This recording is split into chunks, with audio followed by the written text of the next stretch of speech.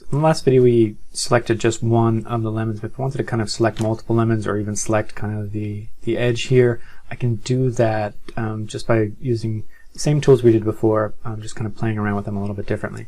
So I'm going to just see what it looks like when I kind of crank down my tolerance, for instance. So I'm going to select my magic wand tool, and I'm just going to click on the word tolerance here and just kind of drag left and right. You can kind of see that I can change that number. You can always type in here. It's just something a little bit faster if you just click and drag left or right to change that number. So I'm just going to bring it down to say 13% and just see what the difference would be. So if I had it, when I started off with 60s, you know, gets most of it, but if I kind of lower the tolerance, you'll see that it's going to be a little bit more specific. As once those colors start changing more, it's going to not grab them as much. So if I really want to, in this case, I can always hit the plus shift key and kind of start adding to it, but it becomes a little bit more of a struggle and kind of a challenge to kind of get exactly what I want to. So I'm just going to crank that up again and leave it around 50 or 60, around that range. Let's see what happens. So I'm just going to click on that. You can see now it's kind of leaving some of those whiter areas alone. I want to get this and see if I can get that as well. So now I just clicked here and you can see now it just grabbed a lot more of the image. And maybe I didn't want all of that, so I'm just going to lower that tolerance. Click undo, so Command Z.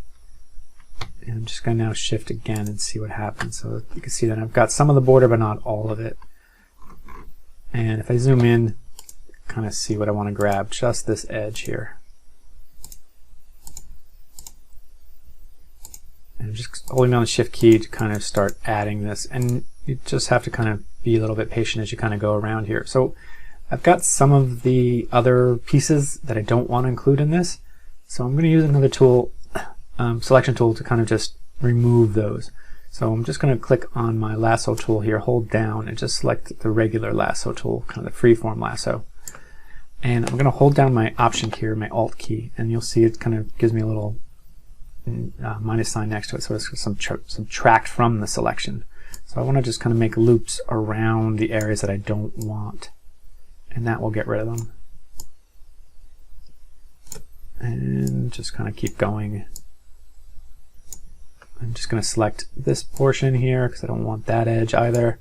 You see I missed a little bit, so I'm just going to create some loops here, and once you kind of get close to kind of finishing it, the loop will kind of just automatically kind of connect to the end. So I can stop here and I'll just kind of make that loop.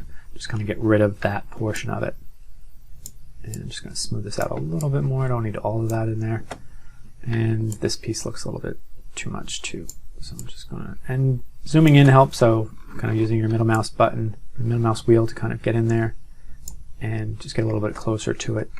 So once I've got that, I think it's a little bit better than what I had before. Now I've just got this particular piece isolated. Now I can go ahead and do that same thing I did before. I could either select and modify this just a little. I'm just going to go select feather.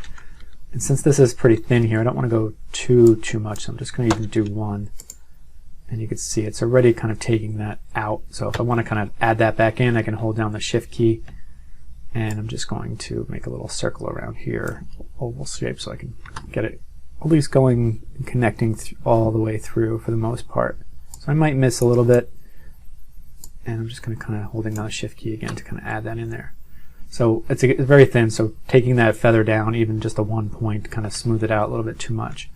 So now that I've got what I want selected, I'm just going to go to Image, Adjustments, and Hue and Saturation. And I can start playing around with that color. So now you see that edge kind of selected, and there's a slight feathering going on, so it's kind of blending in with the yellow to this new color. You can sort of see that around here as well. So depending on how much you want to use that feather, you can kind of expand that to kind of blend it in a little bit differently.